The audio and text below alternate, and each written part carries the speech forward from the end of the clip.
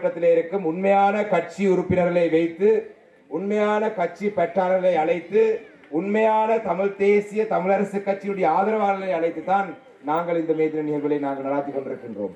இன்று எங்களுடைய மாவட்டத்திலே பல இடங்களிலே பம்பு செட் கொடுத்தவர்களை அழைத்து மேதின நிகழ்வு நடத்துகிறார்கள். இன்று வீடு திட்டம் தருவோம் என்று சொல்லி மேதின நிகழ்வு நடத்துகிறார்கள்.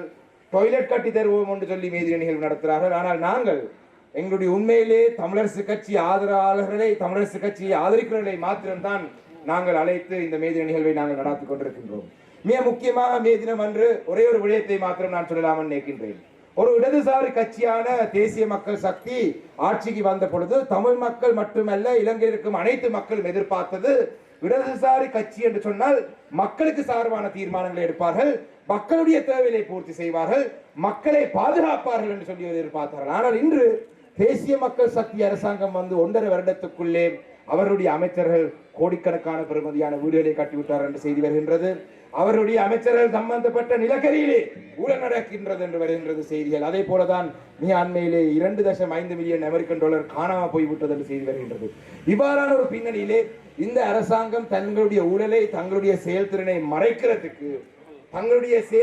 மறைக்கிறதுக்கு பல நடவடிக்கைகளை எடுத்தாலும் கூட இன்று அவங்களுடைய நடவடிக்கையால் எங்களுடைய மக்கள் தொடர்ந்து பாதிக்கப்பட்டுக் கொண்டிருக்கிறார்கள். எங்களுடைய மக்கள் மீது வரி சுமை அதிகரிக்கப்பட்டிருக்கின்றது, மக்கள் மீது மின் கட்டணத்துடைய விலை அதிகரிக்கப்பட்டிருக்கின்றது, மக்கள் மீது எரிபொருளுடைய விலை அதிகரிக்குது.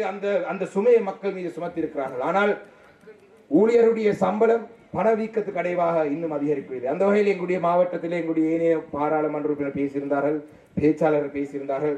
மீனவர்கள், விவசாயிகள், கால்நடை பண்ணையாளர்கள் அனைவரும் பாதிக்கப்பட்டார்கள். ஆனால் இந்த பிரச்சனைகளுக்கு ஒரு நாளுமே மத்திய அரசாங்கத்தால் மாத்திரம் தீர்வு வழங்க முடியாது. ஒரு வடக்கு கிழக்கு இணைந்த மாகாணத்திலே சமஸ்டி அடிப்படையில் ஒரு தீர்வினூடாக தமிழ் மக்களாகிய நாங்கள் எங்களை ஆளக்கூடிய வகையான ஒரு தீர்வினூடாகத்தான் நாங்கள் எங்களுடைய பிரதேசத்திலே எங்களுடைய மக்களை நாங்கள் பாதுகாக்கலாம். அந்த வகையிலே எதிர்வரும் காலத்திலே நாங்கள் பொறுத்திருந்து பார்ப்போம். அடுத்த ஆண்டுக்குள்ளே பல விடயங்கள் நடைபெற இருக்கின்றது. இந்த அரசாங்கத்துக்குள்ளே பல குழப்பங்கள் நடைபெற இருக்கின்றது. இன்று சிங்கள செய்தியிலே பார்த்திருந்தேன், ஜனாதிபதிக்கும் பிரதமருக்கும் இடையிலே குழப்பம், ஜனாதிபதிக்கும் ஜேவிபிக்கும் இடையிலே குழப்பம், என்பிபிக்கும் ஜேவிபிக்கும் இடையிலே குழப்பம். பொறுத்திருந்து பார்ப்போம். பல குழப்பங்கள் வரும், பல பிரச்சனைகள் வரும். இந்த காலப்பகுதியிலே ஒரு ஆப்பர்ச்சுனிட்டி, எங்களுக்கான ஒரு வாய்ப்பு கிடைக்கலாம். அடுத்த மே தினத்துக்கு இடையிலே நாங்கள் வடக்கு கிழக்கு மாகாணத்திலே தமிழ் மக்கள் இதைவிட இன்னும் ஒரு படி மேலே எங்களுடைய பிரதேசத்திலே நாங்கள் எங்களுடைய அரசியல் தீர்வு விடயத்திலே முன்னேற்றம் காண வேண்டும் என்றதையும் குறிப்பிட்டுக் கொண்டு எங்களுடைய இன்றைய மேதின நிகழ்வு அனைத்தையும் ஏற்பாடு செய்த ஏற்பாடு குழுவினருக்கும் வருகை தந்த உங்கள் அனைவருக்கும் நன்றி சொல்லி விடைபெறுகிறேன். நன்றி, வணக்கம்.